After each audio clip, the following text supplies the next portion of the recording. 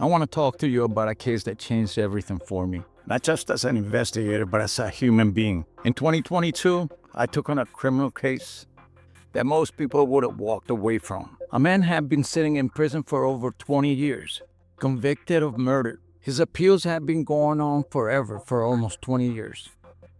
The system had looked at his case multiple times, and nobody found what I found. Today, I'm going to tell you what I found, what the evidence actually showed, what happened when I handed over to the legal team, and why this case and this man's fight for justice is the reason I started this podcast called Locked Up, the Wrongful Conviction Files. Stay with me because what I'm about to tell you is going to change the way you look at the criminal justice system. When I was brought to this case, the first thing I do is exactly what I always do. I request everything. The discovery packet, the court transcripts from the preliminary hearing all the way to sentencing, and also every appeal that they ever had. And I read all of it before I do anything. Now, when you're reading a case file, you're reading it all with fresh eyes. You are not the attorney that's been working this case for years. You're not the prosecutor who built a narrative for this case.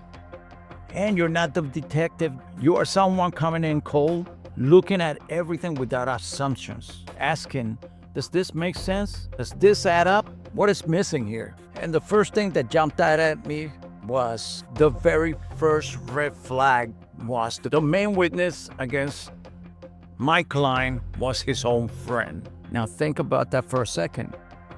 His own friend. And here's the key detail. This friend was facing criminal charges of his own when he decided to come up to the police and tell him that he had something. He decided that the best way to help himself is to give up his friend while he was in jail for something else. That was my first red flag. And once I started pulling that thread, everything started to unravel. Once I identified that red flag, I went deep into every piece of evidence. And what I found was deeply troubling. Let me just walk you through it. First, the weapon. The weapon that was recovered and used against my client as the murder weapon was not the murder weapon. How do I know that? There was a statement that was buried deep inside the discovery packet and no one saw it. And it was there the whole time. The lady's statement stated that the weapon was her possession when the murders happened, so that weapon could have never been used as a murder weapon. Second, the autopsy report. I reviewed the autopsy findings very carefully. And the autopsy report with the witness account did not point at my client as the killer or the person that committed that murder that day. The findings weren't consistent with the prosecution's narrative of how this murder occurred. Third, the witness statements. All the witnesses that were there that day pointed out that the client shot his weapon while the car was moving. Yet, the autopsy report shows that the weapon was pressed against his back when he got shot. That makes sense? And the fourth part is, I went out myself to go talk to one of the witnesses who later on gave me a statement that he was coerced by the police to give a statement with the narrative fitting their narrative. They pressured him into telling a story that wasn't true. Think about what I just told you. The autopsy, the weapon wasn't his. The autopsy report didn't support the conviction. The witness statement contradicted the whole entire crime scene. And a witness told me that they coerced him into lying. Every single one of those was an open door that had never been closed. And I documented it all.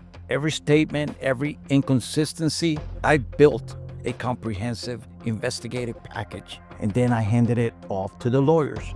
Now, this is the part of the story where I want everybody to listen. And what happened is going to blow your mind. Because this is where everything went wrong. Not in the investigation. The investigation was done. The doors were closed. This is where the system actually failed him. The day I delivered my investigative package to the lawyers, the attorney tried to push me off. Let that sink in for a second. I had just handed him the evidence to win this case. Evidence that contradicted everything in all different levels. And on top of that, I was able to find newly found evidence that at this time After 20 years, every newly found evidence they found wasn't good enough. And their response was to try to remove me. Now, in reality, I don't know why. Maybe it was the way I present myself and the way I don't let nobody push me off to the side. I work for the client. I don't work for the lawyers. But here's what happened next. The pastor, the man who hired me and believed in me, and he understood the significance of my findings. The pastor stepped in and told the lawyers, you need to take this investigator seriously. You need to listen to what he found. And they kept me on the case. But here's the painful truth. Not everything I provided was used at court for the appeal. Not everything I found. The weapon statements, the autopsy analysis, the witness, that was in there. Because that was the newly found evidence. The contradictions to the discovery packet weren't in there. Not all of it made it to the judge, and we're talking about to the Supreme Court. And when the case went to the Pennsylvania Superior Court, it fell short. Not because the evidence wasn't there, because of how it was handled.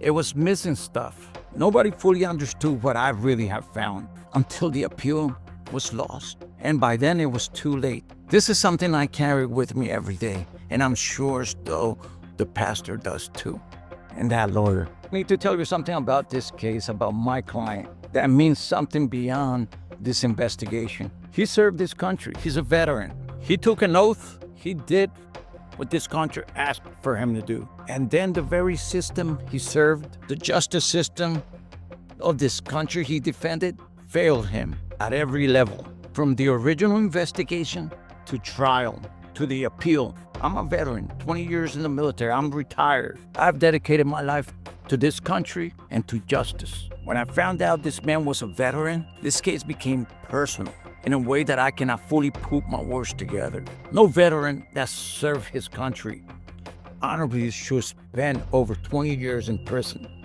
for a crime that the evidence does not support. And the fight is not over. The reappeal is pending. We're still fighting. The evidence I found is documented. The truth is out there. And I believe with everything I have that it will come out.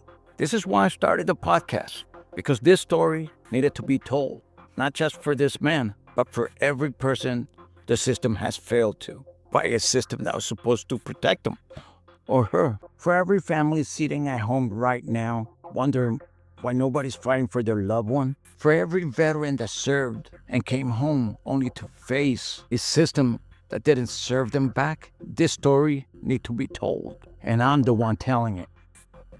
That is why I created Locked Up, the Wrongful Conviction Files, the podcast. It's 11 episodes, the full story told week by myself, the evidence, the witness, the gaps, the failures, everything I found laid out episode by episode. So you can follow along and understand exactly what really happened. It's free on YouTube. On Spotify, it's $3. You'll be able to hear everything else. But like I said, if you don't want to pay for it, just go to YouTube. If you have a case, a criminal defense case, a wrongful conviction, or a situation that doesn't add up, call me. Don't wait. Don't hope the system will figure it out on its own. Because as you heard, the system just doesn't work on your favor.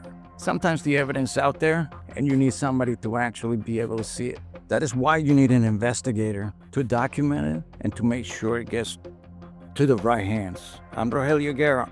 I'm the owner of Warstone Detective Agency, the main and lead investigator. The person who finds what others miss. The number's on your screen. Link is in the description. The evidence doesn't lie. People do.